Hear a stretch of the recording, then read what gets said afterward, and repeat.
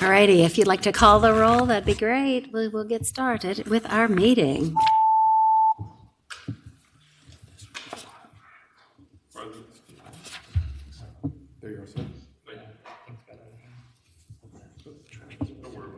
Madam Chair, you have a quorum. Thank you so much. Our first bill today is SB 539 from Senator Bagby. We moved a similar bill onto courts of justice, but I am happy to have you present your bill, sir.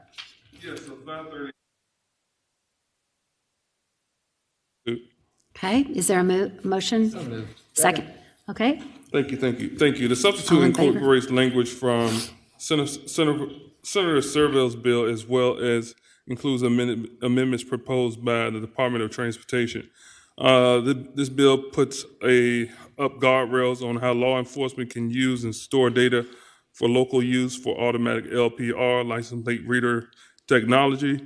The prevailing and proliferation of these data cameras means continuous surveillance and the ability to historically track individuals' movement for up to 30 days, regardless of whether the license plate matches a plate involved in any suspected illegal activity. The license plate readers capture data 24/7. This technology and the use of it by law enforcement needs guardrails that protect civil liberties and put accountability, regulations, and oversight in place. And so the bill is before you. And there are a number of individuals that have participated in this process that I believe will want to share. Most satisfied, some are not.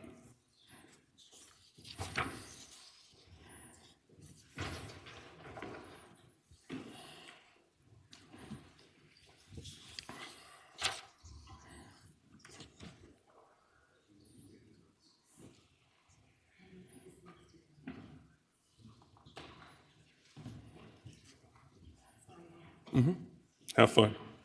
Thank you so much, Senator Bagby. I'm back. Yes, he's back. But again, Mr. Chair, there's been a number of individuals working on this for quite some time, even before my time. Senator Serville's bill has already moved on to courts. We want to send this bill behind it. Senator Serville and I have had some time to talk. I think we were both aligned, and again, I think I will reserve any time that you will give me for this bill to hear from those individual stakeholders that are either pleased with the progress or not satisfied. Thank you so much. And questions from the committee first. I would prefer we wait. Do we have a substitute? We moved a substitute. We moved it? Okay. We're good. So, yes, questions from I don't think we voted on the substitute. Okay. So moved, All Mr. in Chair. favor of adopting the substitute, say aye. Aye. Opposed?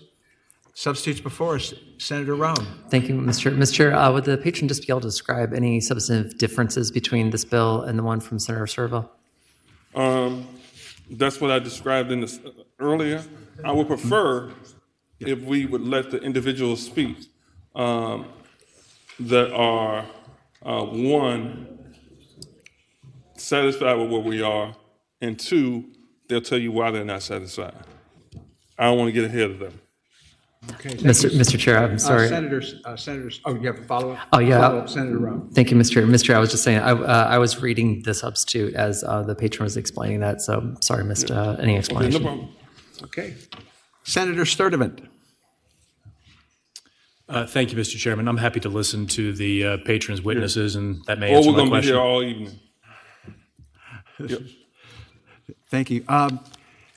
Any other questions? If not, is there anyone here to speak in favor of the bill? If there's anyone online that would like to speak in favor, please raise your hand. Welcome. Good afternoon, Mr. Chairman, members of the committee. Amy Perrin-Seibert on behalf of Flock Safety. We were here with Senator Serville's bill.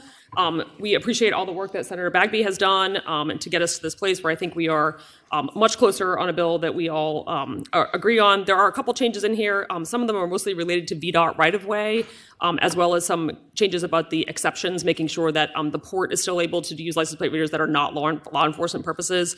And that's in that first section. Those are in the lines 20, to 26 are the new lines that kind of just clarify what things are not being used that are not license plate readers for the purposes of like weights and port stuff. I think I have the right version of the substitute anyway. And then a couple other pieces that were added was we added at the front end when an officer either signs on to the system, they have to certify that they're using it for law enforcement purposes only. They can do that electronically or in writing, which is an important piece to kind of, again, clarify that what they're using it for. And then the other piece is the traffic regulations, which is on lines 124. That's the piece that deals with VDOT, and I'm happy to defer to Joanne Maxwell from VDOT to talk about why they needed those changes. And then the final thing was that in section J, that was the sort of the parts of that the law enforcement had to report monthly. We sort of rearranged that just so it was a little bit clearer and made sure that instances of misuse would also be documented, because that's another piece that was important to the senator. I think those are all the pieces that are a little bit different from the Senator Serville's bill. Thank you, Ms. Siebert. Okay. Appreciate it. Next. Good afternoon, Elizabeth Hobbs from the Virginia Sheriff's Association. We support this bill. LPRs are a valuable law enforcement tool, and this bill, like Senator Serville's and a similar bill in the House, put guardrails on the use of LPRs, and we support it. Thank you. Thank you so much. Next. Mr. Chairman, Dylan Bishop on behalf of the Virginia Law Enforcement Sheriffs, and we'd like to align our comments with the young lady who spoke before us. We support the bill and appreciate the patron. Thanks. Thank you so much. Is anyone else here to speak in favor of the bill? Is there anyone here to speak in opposition to the bill? If there's anyone online that would like to speak in opposition, please raise your hand. Please proceed. Thank you. Go ahead. My name's Abby Phillips. I'm from the Legal Aid Justice Center. I'm sorry, from where? Legal Aid Justice Center. Okay. We have a nuanced position on this. We believe this technology should be regulated. Our organization serves low-income communities that are historically marginalized communities and have often been over-policed. And we are concerned with how this technology will interact with those communities and potentially lead to some over-criminalization, especially for low-level offenses. In Senator Bagby's original version of this bill, it had a warrant requirement to access the data after 8 hours of unrestricted use for law enforcement. And that is what we would like to see applied to this bill, and that is what we've been advocating for. We're also concerned without the warrant requirement, an active criminal investigation could include so many things. And we are very concerned about capturing those low-level offenses in these active criminal investigations. And without those guardrails and parameters, we think this could cause harm to some of the communities that we serve. Thank you so much. I believe I had Senator Sturdivant first in the queue. Senator Sturdivant? Still got one more. Mr. Chair. I'm sorry? I thought he had a question for no, okay. Please, go ahead. Mr. Chair, members, Chris Kaiser, ACLU of Virginia. We have concerns about this bill similarly to my colleague before me. This is an incredibly powerful type of technology. It subjects people of Virginia to continuous and general surveillance. And so our position is basically that if we're going to undertake a significant expansion of that technology from localities to all of our highways across the state, there need to be adequate checks and balances and enforceable guardrails against misuse. In our view, that has to take the form of some kind of check and balance through judicial oversight with a warrant requirement. We also recognize that police need to be able to access this data in exigent circumstances, so we're open to an 8-hour window for exigent circumstances. However, without that warrant, we can't support the bill. Thank you. Okay, thank you. Thank you so much. Before I get to the Senator Sturdivant, did you have a question for at this stage, or we want to bring up folks in opposition? That was opposition. I mean, before we bring up anyone else, is there someone you wanted to question? I'm sorry. If you don't mind, Mr. Chairman. And just the question I had was that there was a warrant requirement in the original bill, and that's not in this bill, as I understand it, not in the substitute. There was, excuse me? The warrant requirement that was in the original bill. In my original version? Yeah, that's no longer in there. Okay, and then follow-up question to that, Mr. Chairman. Senator Sturdivant. Has there ever been a work group done in the off-season to look at this technology to try to get the stakeholders involved? Has that already happened? Not to my knowledge, but the people behind me would know best. What are they saying? All right. Thank you. Senator Rome. Thank you, Mr. Chair. Mr. Chair, I'd like to ask a question both to Legal Aid Justice Center, ACLU on one side, and to Ms. Seifert on the other side regarding the warrant part. In particular, my understanding, having discussed earlier about the difference between the 8-hour and the 30-day, is a 30-day, there's like a, basically it's kind of like a standard protocol issue that it's not about releasing stored data or misuse of data, that there was a real reason for why they needed that. And to have that done without a warrant was apparently, if I'm not mischaracterizing this, my understanding about it was that was kind of just standard protocol. And then the 8-hour concern here was basically that, would that give enough time to review the data? Would that give enough time to basically do what you need to do to, track whatever it is? Can we figure out, or would the witnesses be able to explain what gulf remains between the two of them, or what disagreement there is regarding the 30 days versus the 8 hours? Yeah, I think these are probably two separate issues. The 30 days is the retention period for how long the data is stored in the cloud after it captures images. And the 8 hours of unrestricted access to that data is separate in terms of police can access that data coming through on the cameras for those 8 hours before the warrant requirement is in place. So it gives them unrestricted 8 hours before they would need to ask for a warrant to access the data. But either way, warrant or not, the retention period would still be 30 days. And LAGC and I think other organizations don't have an issue with the retention period. It's more about accessing the data without a warrant. All right, Mr. Chairman. Senator Rome. Can I hear from Senator Rome. Thank you. Can I hear from the other side on that, please? Yeah. Thank you, Mr. Chair. And then I would want to frame that a bit. Sure. Hopefully I answer this question, and I might actually defer to Elizabeth Hobbs with the Sheriff's Association too, just because I know she knows this a little better than me. I think that, like, for us, the 30-day in this bill and the Senator Serville's bill that we had, it is a 30-day retention, but it is a 30-day access period too that the police have. And one of the reasons that we have that with no warrant is no other states in the country require a warrant for this.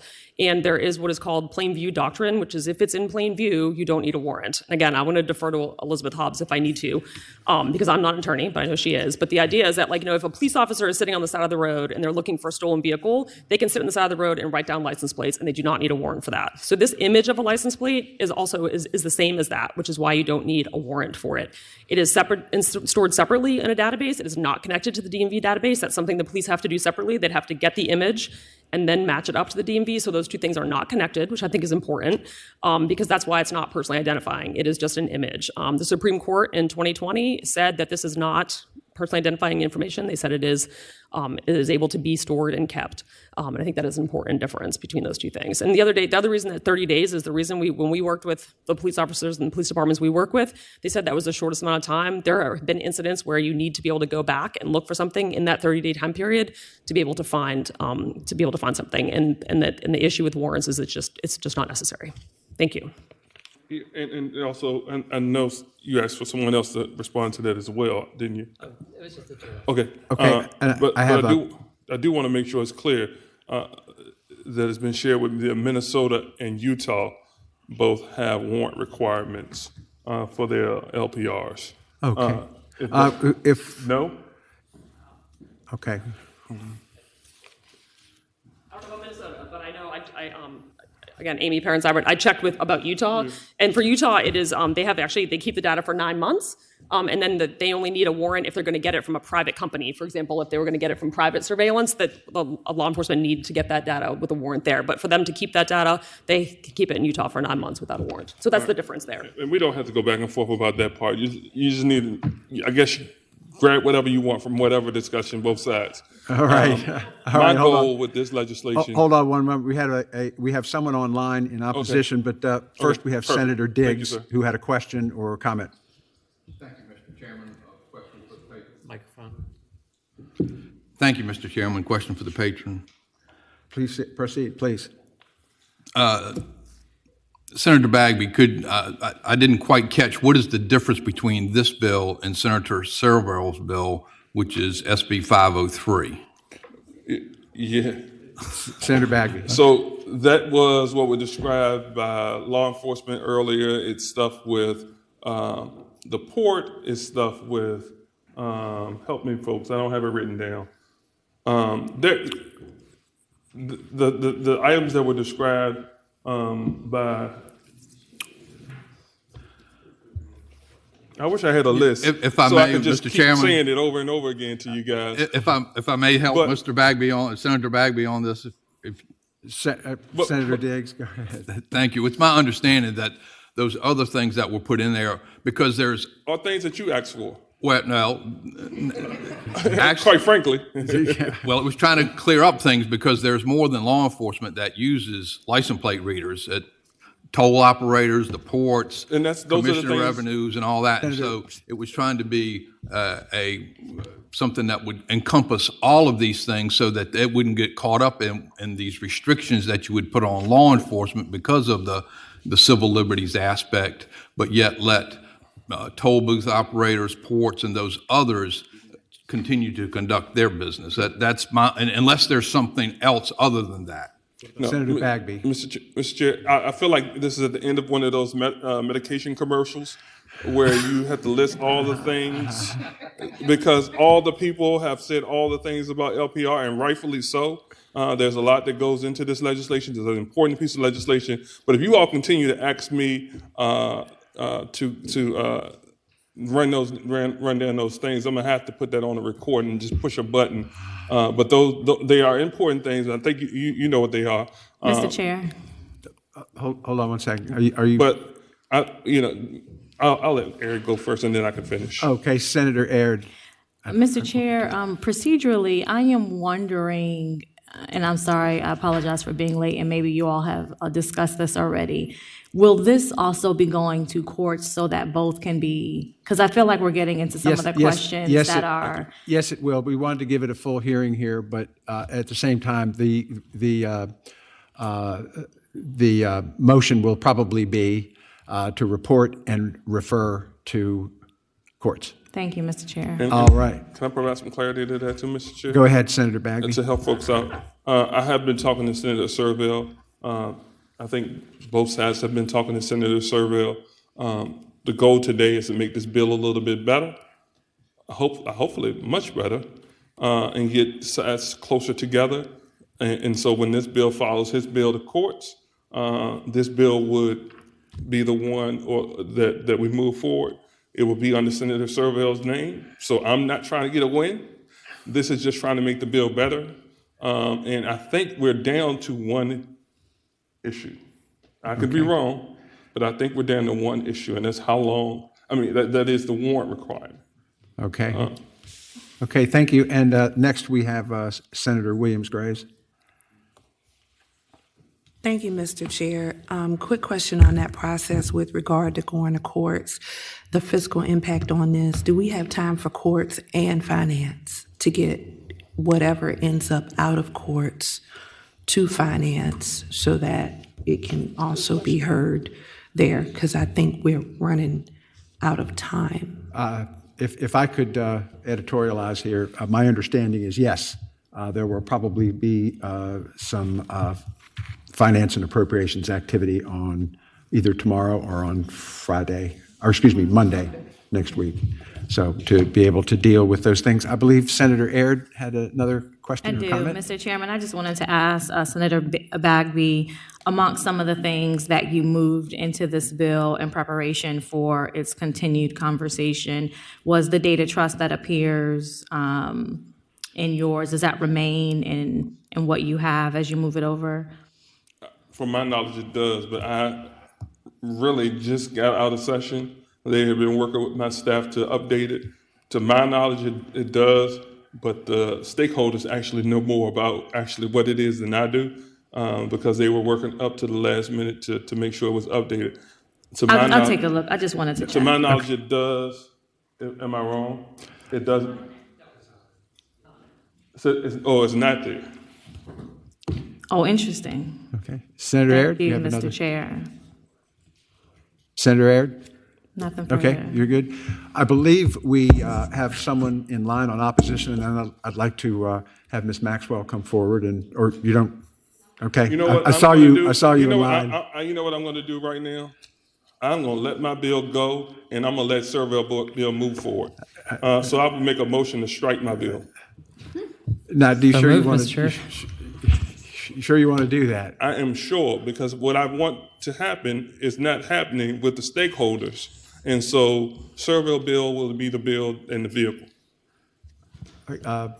So moved. Second, suspend one moment. I think we're good with striking. Okay. We have a motion to, Senator Aird, did you have another? You're on the list here. It is. Mr. Chair, I know you. Hold on, let me say this. Whoa, everybody. Let me help you, because Senator Bagby. I stepped up and worked on this bill to get folks talking. Everybody's not going to get what they want. And if it needs to die, it needs to die. I'm not married to the bill. I'm not married to the legislation. Folks can make a determination on Servell's bill. Do you like it, or if you don't? All right, thank you. Mr. Senator Chair. Aird, did you have another? Speaking against the motion. I don't know that anyone has ever spoke against a member's wanting to strike his bill, but I guess I would just say to the patron that I think there is value in having both bills move to Court of Justice and to continue the conversation as you intend. You said you stepped up to get parties talking. I think there are elements of your bill that would serve well to be part of the conversation in further discussing Senator Servell's bill. And so if I could encourage you not to strike your bill, that would be, I think, to all of our benefit, so that we can make sure we end up with the best possible outcome on this particular issue. All right, we're just developing a railroad car train here. Mr. Chair, I withdraw my motion. We have next Senator Williams-Graves. Thank you, Mr. Chair. I would say that I echo Senator Aird's comments that the goal was to get folks to talk. I think that the appropriate motion is to move to report as amended and refer to courts, and that way both of the bills can be heard, and if they come together to make one really great bill, then your objective would have been met. And I think that's the motion. And I second that motion. Okay, we have a substitute motion, but we also have somebody online to speak in opposition. If we could do that first, and we have a substitute motion before us. Please. Rob Poggenclass, you may unmute and please make sure your camera's on. Hi there, Mr. Chair, members of the committee. Rob Poggenclass from Justice Forward, Virginia. I would just align my comments with those of the folks from the ACLU, the Legal Aid Justice Center. We supported Senator Bagby's original bill. We're concerned now about the substitute bill, and we'll elaborate on those concerns more in courts. Okay, thank you very much. Well, Senator Bagby, you have a fan club here who do not want to see your bill struck in the best interest of the Commonwealth, and we have a substitute motion. And if you wish to strike, you can probably do that over in courts, but right here we have a substitute motion. That's the one before us, and that's to report and refer to the courts committee. Mr. Clerk, would you open the roll, please?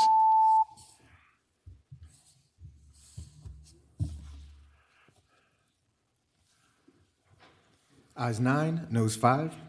Ayes 9, noes 5. Off to courts. Thank you, sir. That's like a wild ride. Yeah, that was different. Thank you, Chair Boy Scout. Next in this, but certainly not least, we have Senator Stanley. All right, let's bring it back together for Senator Stanley's Senate Bill 94. Senator Chairman, Stanley, tell us about. Mr. Chairman, in 14 years I've learned so much, so I want you to strike my bill. So moved. Second. I mean, I'm going to call that the Bagby. I mean, that one was in the bag. Brilliant no move. question. I mean, that was smooth. Go ahead, sir. I'm just blown away by this. I don't know if I can move forward. I'm so enthralled by what I just saw. Mr. Chairman, if you recall, members of the committee, this bill was to attack a specific problem, and that was what we were seeing down, especially in Southside, Southwest Virginia, but it's happening everywhere. You have tow truck companies that are using paramedics, first responders, that respond to accidents or disabled vehicles or trucks on the side of the road. And they talk to these first responders and they say, hey, if you can give them my card and they have numbers on the back and they call us and we use them, we're going to give you a kickback. And so this is a problem. But when we talked about this the first time, we had some issues with perhaps the unintended consequences of having somebody, a tow truck driver sees a disabled car on the side of the road and stop and say, do you need a tow? That somehow they would be violating the law. So went back and made adjustments to hopefully help the committee. The other issue seemed to be with Senator Suderline, but he's not here, so I may not make a big deal about it, was the Class 1 misdemeanor certification. So what we did is, and of course, my staff didn't get the amendment down, but we just struck, if you look at line 70. Mr. Chairman. Oh, yeah. Mr. Chairman, thank you, Mr. Chairman. Mr. Chairman, would the patron ask us to move the amendment so that we can actually have it in order so that we can read it and follow along? We need to adopt the amendment. Second. All in favor, say aye. Aye. Opposed? Amendment's before us. So we had to pass it before we could find out what was in it here. So basically under 70, striking after 46.2.116, strike shall solicit or offer towing services or. So that way it reads, no truck driver or towing and recovery operator shall cause any other person to solicit or offer towing services. And so that kind of picks up exactly what we're trying to do. We're trying to make sure that we're not having these tow truck operators incentivize our paramedics to, help them get business, kind of in a bribe situation. So, and then the issue that Senator Suderline had was it was a Class 1 misdemeanor, which of course I'd forgotten. It's a $2,500 fine, 12 months in jail, usually serve 6. And so the second options are if you want this to stick, then you could lower it to a Class 2, which has up to 6 months in jail, $500 fine, $1,000 fine, and then Class 3, which is just a $500 fine.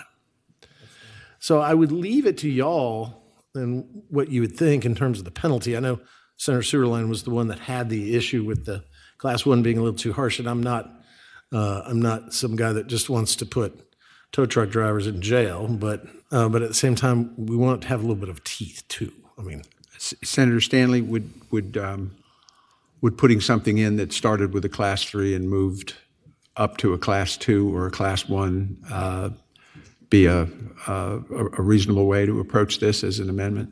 Mr. Chairman, yes, of course. I mean, what we're trying to do is stop behavior. Okay. Because it really is, for the consumer who's stranded on the side of the road in an accident, they're the ones that are paying the price. And, all right. And then we're encouraging nefarious behavior of our first responders. All right. Let's hear from Senator Rome first before we do anything. Thank you, Mr. Chair. Mr. Chair, I would move that we make the misdemeanor part a Class 3 for now. And if you want to do it, you could also have as a repeat offense would be, any repeat offense would be Class 2. And all offenses thereafter are Class 2s? Yes, Mr. Chairman. That's my motion. Mr. Chairman, I find that to be a friendly amendment, and I think. All right. Do we have a motion? Do we have a second? Yeah, we do. All in favor of that motion, say aye. All opposed? That amendment is now before us as part of the bill. Senator Stanley, I have a question. Sure. I had a version of this that did not make it through a couple of years ago. And that was the problem of tow truck drivers monitoring police radio traffic and doing that. Would this bill also, deal with that problem? There's no chain of witnesses here or anything. They just heard it and they rushed to the scene and, just happened to be there. And where the police might be calling somebody else who's on their list to call. Is that usually the way this works? Mr. Chair, you have been for 14 years a source of inspiration for me. Stop in this it. instance, I don't think I capture that in this bill. But I understand where you're going. And so some of our EMS and first responders and police have a scramble channel or it's a little bit harder to listen to because the Bearcat scanners don't pick them up as much anymore. But yeah, what you're seeing there, and I know you saw this as well, is that you're on the list, you get called, you go out there, and some other guy heard it ahead and jumped ahead and got in there, and he's got it hooked. And then that kind of defeats the purpose of the list, which is to be, not picking favorites, to be arbitrary and to be fair to all businesses there. In fact, Mr. Chairman, one of the problems I think we're seeing with the list is that a company will have Billy Smith towing, and then he'll have another one. He opens another one called, BS towing. And hey, that worked out great. So in that sense, then they try to get more number on the list. So they get every third call or every whatever it is. And those are problems that we need to approach because, again, it's a consumer issue and a quality issue as well. Yes, indeed it is. But this is very similar to what's done at the jailhouse. When you list the bail bondsman, you continually rotate the list to make sure that everybody gets a turn at the top. Right. And it's the same thing, I assume, that the police do here in whom they call. Yes.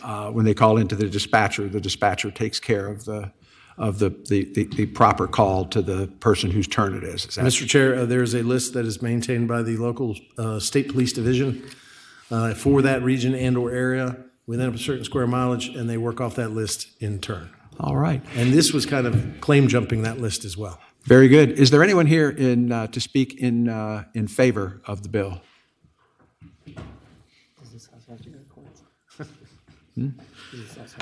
Mr. Chairman, members of the committee, Zach Lemaster with Gentry Lock here on behalf of the Virginia Association of Professional Tow Operators.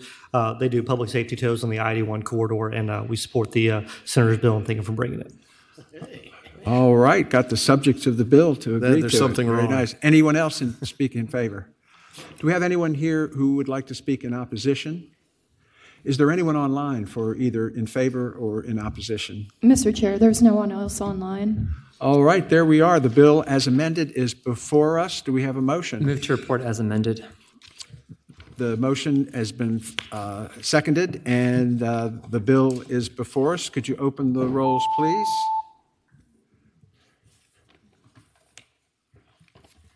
Ayes 14, no 0. Ayes 14, no 0. You're on your way to the uncontested docket. Thank you, Senator Stanley. And thank you, Mr. Chairman. Is there anything else for the good of the committee? All right. On behalf of Senator Boysko, thank you for your service this year, and we'll save up your strength, and we'll get after the House here in a week or so. The Senate of Virginia, Richmond, Virginia.